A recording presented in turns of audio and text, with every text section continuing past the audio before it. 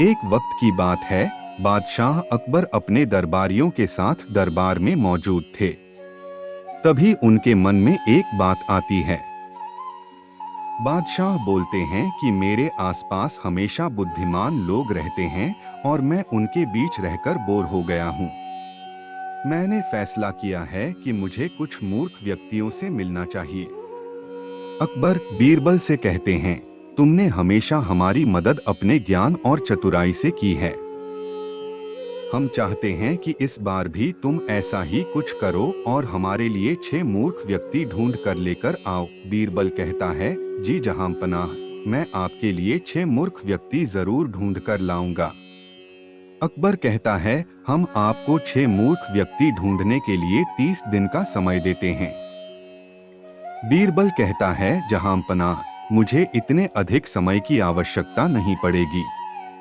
अकबर कहता है, ठीक है, अगर तुम उससे पहले ही मूर्ख व्यक्ति ले आ सकते हो तो यह अच्छी बात है। इसके बाद बीरबल मूर्ख व्यक्तियों की तलाश में निकल पड़ता है। बीरबल रास्ते में पूरा समय इसी सोच में था कि उसे वो मूर्ख लोग कहाँ मिलेंगे। तभी उसे गधे पर बैठा एक आदमी दिखाई देता है, जो सिर पर घास की गठरी रखे हुए था। बीरबल ने तुरंत घोड़ा रोका और उससे उसकी पहचान पूछने लगा।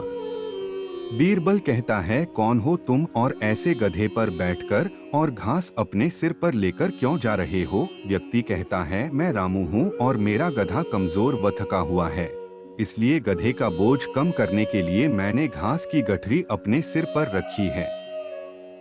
यह सुनकर बीरबल सोचता है कि मुझे पहला मूर्ख व्यक्ति मिल गया। फिर बीरबल उससे कहता है कि तुम जानवरों के बारे में इतना सोचते हो, इसलिए मैं तुम्हें बादशाह अकबर से इनाम दिलवाऊंगा। यह कहकर बीरबल उस व्यक्ति को अपने साथ चलने के लिए कहता है। इनाम की बात सुनकर रामू बीरबल के साथ हो लेता है। बीरबल और रामू कुछ दूर चले ही थे कि बीरबल को 2 व्यक्ति आपस में लड़ाई करते हुए दिखाई दिए। बीरबल उन दोनों व्यक्तियों को लड़ने से रोकता है और उनसे पूछता है कि तुम दोनों कौन हो और किस बात के लिए लड़ रहे हो? पहला व्यक्ति कहता है, जनाब मेरा नाम चंगू है। दूसरा व्यक्ति कहता है, और मेरा नाम मंगू है। मंगू कहता है, जनाब मुझे चंगू कहता है कि इसके पास शेर है जिसे वो मेरी गाय के शिकार के लिए छोड़ेगा। चंगू कहता है, हाँ मैं ऐसा ही करूंगा और मुझे बहुत मजा भी आने वाला है।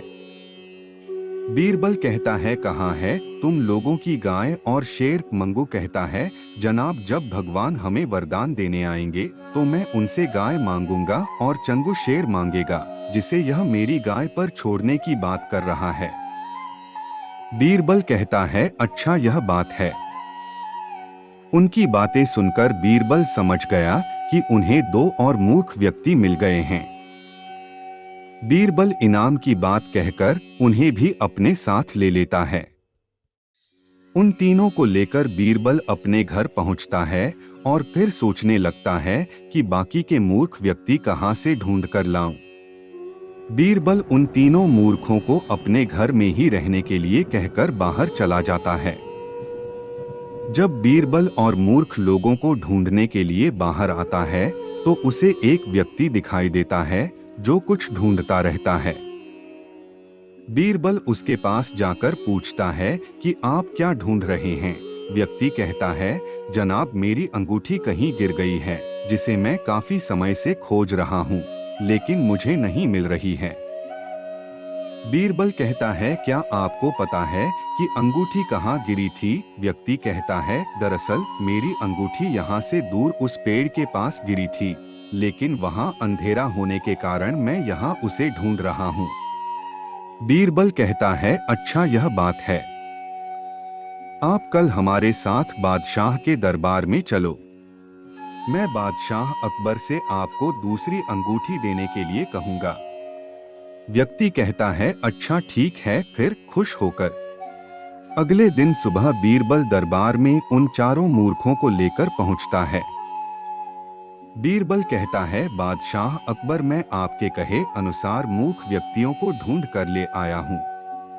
अकबर कहता है, बीरबल तुमने तो एक ही दिन में मूर्ख व्यक्ति ढूंढ लिए। क्या हमारे राज्य में मूर्खों की संख्या अधिक है?